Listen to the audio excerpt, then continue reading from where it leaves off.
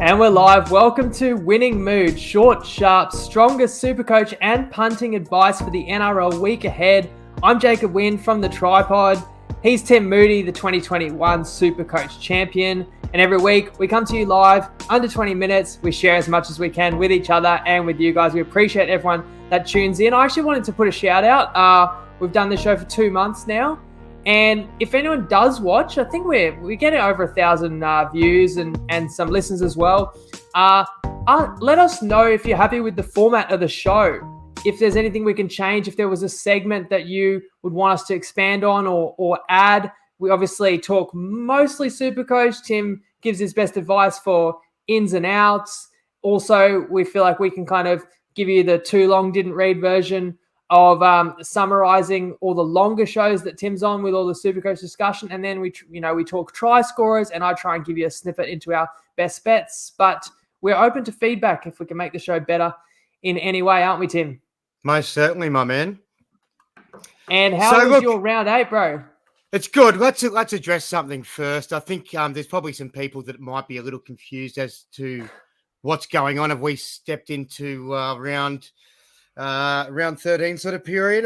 Is State of Origin on? No, I just thought it'd be a fun touch for us to wear our Origin jerseys as a bit of a reminder that Origin is around the corner, that the buys are around the corner. So it's important to start factoring these sorts of things into our SuperCoach decisions.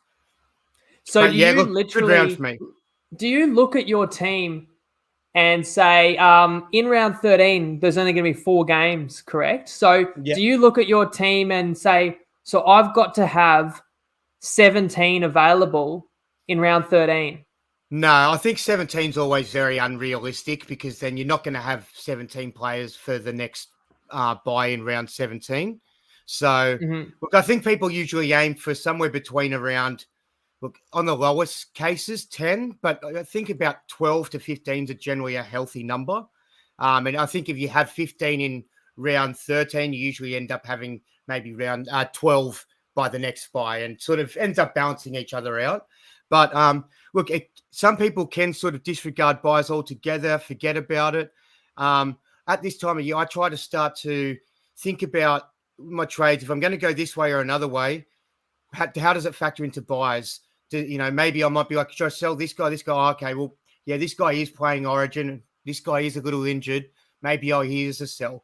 Or maybe I'll look at other players and say, look, I need to get a front rower this week.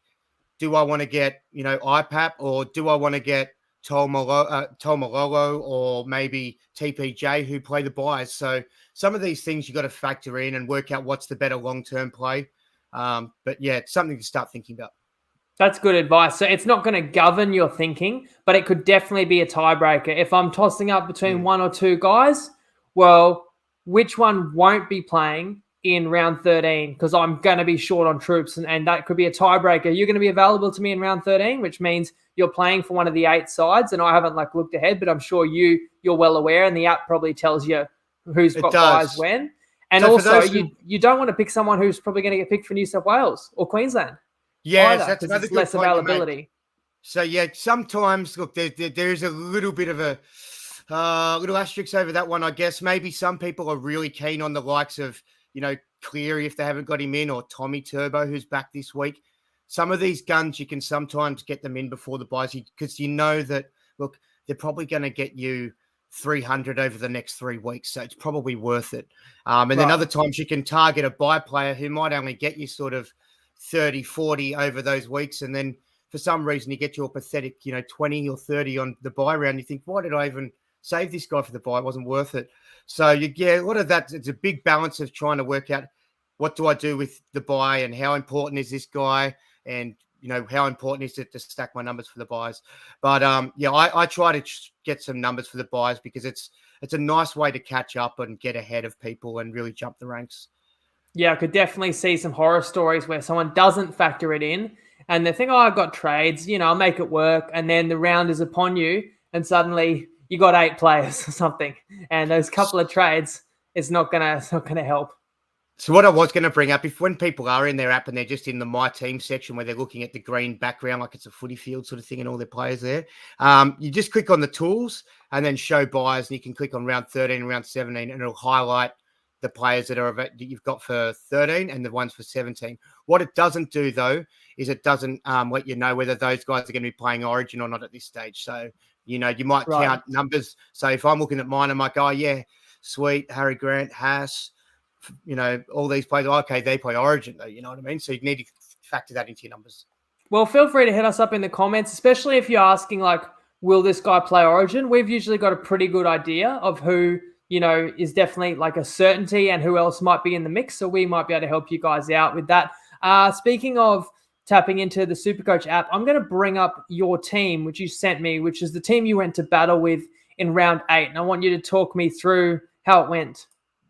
Yeah, so last week I was pretty strong on the fact that I was going to hold trades. I'm aware that they're starting to run out and they're important to have at the back end of the year. But look, I was so tempted by Cody Walker. And then I found out that it was his 150th game. So I brought him in. Look, it probably didn't need to happen. I was going to play Isaiah Tass, who scored 84, if I didn't bring Cody Walker in. And to bring Cody Walker in, I had to downgrade Randall to this Sony Luke, who's, not getting very many minutes, doesn't have great job security. But look, he was the only one that was sort of available for me. Pakes had already played and decided, look, I just want Cody. So sometimes we make some silly decisions for bigger fish to fry. But look, I'm hoping I don't need to rely on that Luke guy, and hopefully he's not too much of an AE concern with that low score if I do need him to rush into my side. But Cody Walker scored, 99 from what I can see there? Yeah. Yes, and you talked me into him as well. Yeah, I grabbed him too. And another, pretty favourable matchup this weekend. So you can't be mad, now that you've got him. And he's a guy who's nearly good enough to play Origin, has had opportunities, but at the same time, you're not worried that he will be there. There's others, there's a few others in front of him in the line. And in fact, I think I had Luai. So it was the right time for me to upgrade at that position. Nice. What do you were like coming about 2,000. Yeah, so I've jumped into 1,525th or something like that at the moment. So that's solid after I went back to like 8,000th and 6,000th and 2,500th and now 1,500th. So trying to be calm now. The team looks pretty solid. I do have issues though, as you would have seen. I've got Fafita there who's out for 4 weeks, which we'll address in the red light, green light. Haas is also out this week. So whether he's a sell or not, I'm not sure. 1 week you'd probably say no, but if he's going to be playing injured, it's a really tough decision for us super coaches that do have Haas on our side, considering he plays Origin, worried about him coming back and having those 45-minute games. So I'm very tempted to look at selling both Fafita and Haas this week. But a part of me wants to hold on to Haas because, if he does come back good after 1 week out and he's just plodding away for 70s, I'll be really disappointed I'll let him go.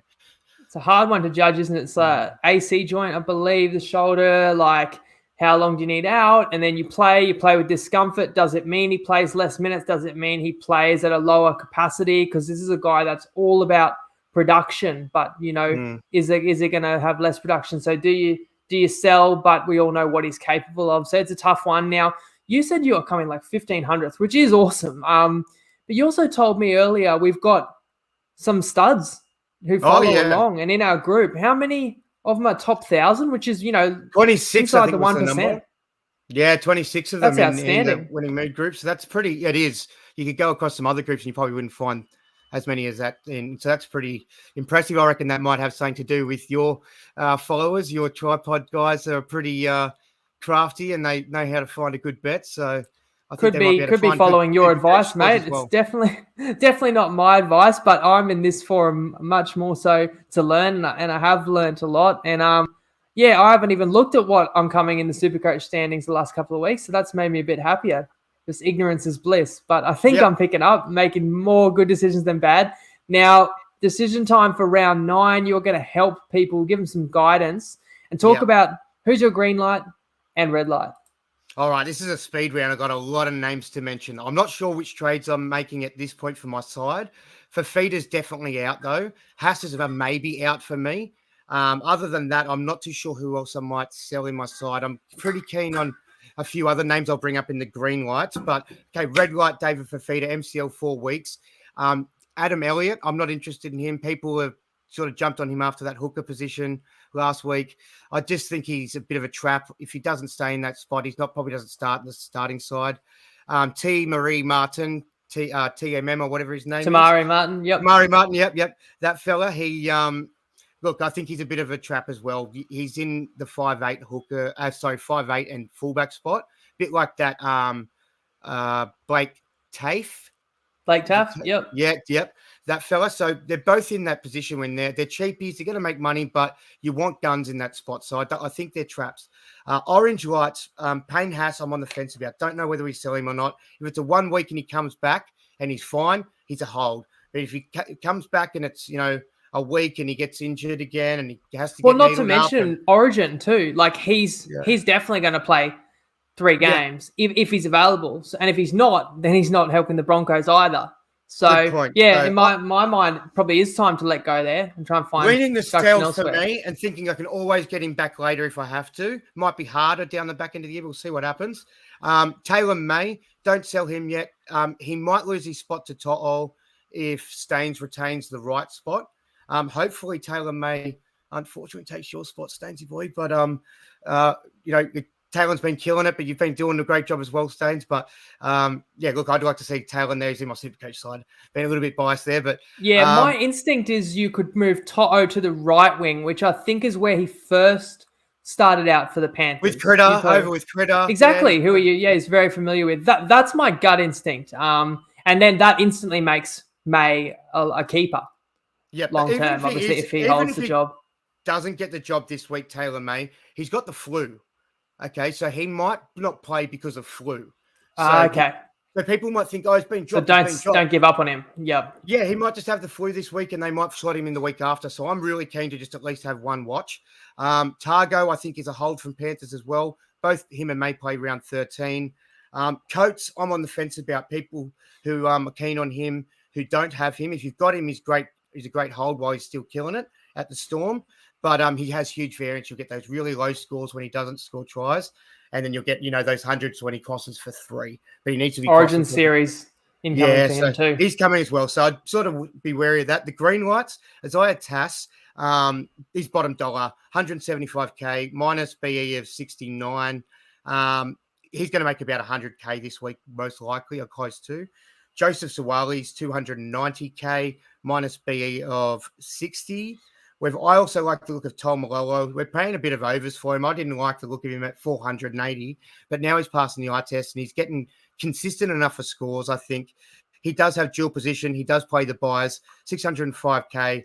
Don't mind him. If you want to spend up a bit more, IPAP for 780K, I think he's just an outright gun, averaging 80 points.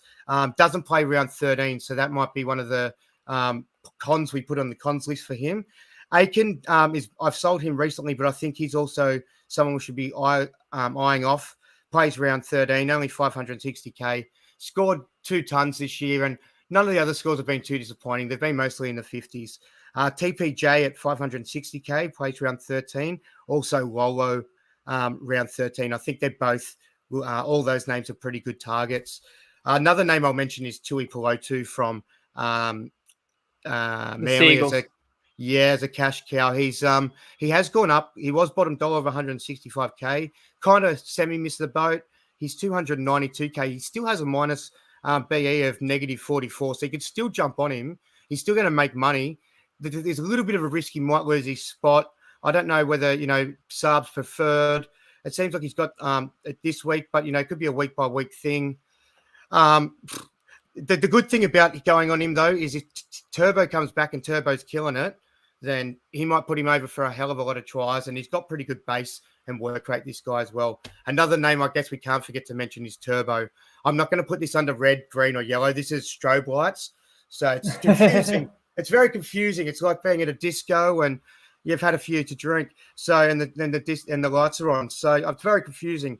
Trust your gut. If you really think he'll come back and hit the ground running, get him in. If you're hesitant, he's got a big BE of 160. You can probably wait a week. But then it has the vibe of Cleary 2 weeks ago when he had 160 BE and he killed it and went 150. But Cleary did have 2 other games to warm back into it. This is Turbo's return. But look, Turbo killed it on return last year. Oh, I've been backflipping on this one so much. At this point, I'm probably leaning towards there's more arguments to wait a week, and I don't think it can hurt too much. Another guy who will play Origin if he's fit as well. Yeah, particularly for Teddy owners. If you're a Teddy and Pappy owner, they're both going to score very, very well. You could argue getting rid of Teddy now. He does have a rough draw coming up, so you might go 1 week early, but I think he's going to score pretty well against the Titans this week. So do I, spoiler alert. But let's roll into our 2 out of 3 try score bet and also let people know, I'll just save you the trouble. Sharks Warriors is our jersey giveaway game. So comment who you think will score the final try in that game and the minute as the tiebreaker. Timmy, run us through 2 out of 3 ain't bad anytime try scorers. I'll bring it up on the screen to jog your memories. So we nailed it last week. We got 2 of the 3, which is fantastic. We're back in the winner's circle.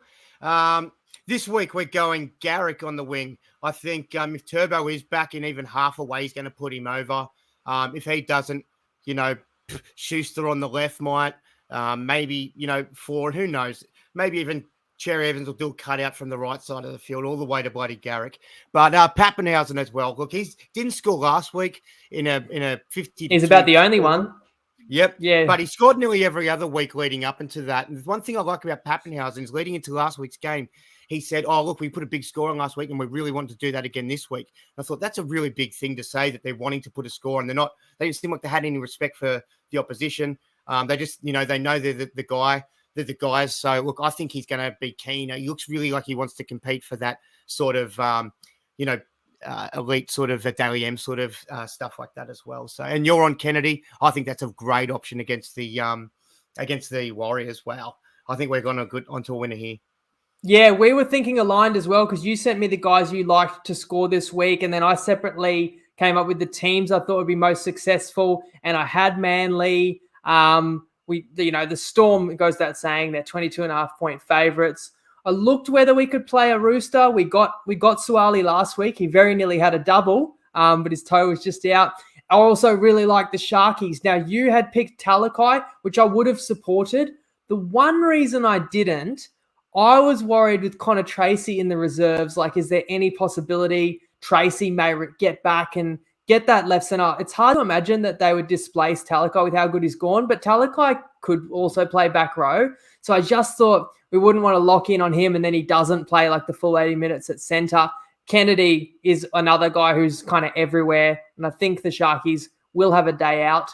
So, yeah, it was great to get on the board last week with Winn, especially the beauty of the 2 out of 3 ain't bad. We didn't come up with a try in the first game, but then we watched our players cross the line in the second and third. It's good fun, and we want to back it up now. So those are our picks. And what else you want to know? We've got a couple minutes left. What do you got? What are your best bets this week? I was watching a little bit, but I sort of started to prepare and I didn't get all of them. So tell me what you're on. Well, interesting one this week. We're on 3 pretty solid favourites to cover the spread. So Manly, we played them 13 plus, $1.83. That line is anywhere around the -14, -14.5. So by playing 13 plus, you could win by 14. So we like that one. Then we've gone Roosters, a team that has been underperforming massively. In fact, upset as double-digit favourites the last 2 weeks. And that's going to have them on the nose with a few punters. But we didn't back them last week. We'll jump on them here. We think that the road trip up to Mackay, where they play the Titans, could bring the team together. They're defending pretty well. It doesn't feel like they're far away. And the Titans have got several issues. One being missing their best player. But beyond that, they're really struggling for combinations. And then Cronulla Sharks, which I mentioned before. So, sorry, the Roosters line is -9.5. So win by 10 or more. And Cronulla, same as the Manly bet, 13 plus. They're back at home. They've had a long time to stew on a disappointing outing in Brisbane. I think they're going to rebound. New Zealand's done pretty well this season, but those sides that are, just not as consistent and can't always play the top sides at their level every week, they can have a down week. And after New Zealand went all to the wire last week and got a great gutsy win, they could regress a little bit this week. I think Sharks will give them a tough afternoon. And if anyone knows how to stop Sean Johnson, probably is his former team, Cronulla. So that's what I like on the punt, mate. And now you got to get us out of here in 15 seconds. No worries. Thanks for listening in, guys. As always, if you do have any questions, tag us in the comments, and we'll try to get around to that for you before the games kick off and give you some good information. Other than that, we put you in a winning mood, and good luck with your bloody SuperCoach. Good luck.